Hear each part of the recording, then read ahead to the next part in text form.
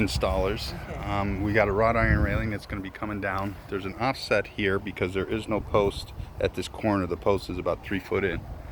So we definitely have to do the header. So we're going to have the options for the railing and the header trimmed out. And then we're going to give them the option to replace all the old aluminum soffit and fascia. The gutter's staying up. We're going to pull the soffit off, put in a new vinyl soffit, and then we're going to actually cap in underneath the gutter with the new white aluminum. But the wrought iron, you can see where it's split pretty bad and it's coming apart, so it's due to be done. It's never been done. They've been here since '77.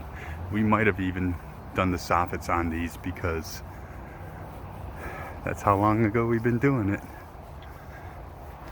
They seem to think that we did back in '77, or not '77, maybe about 1982-ish or so.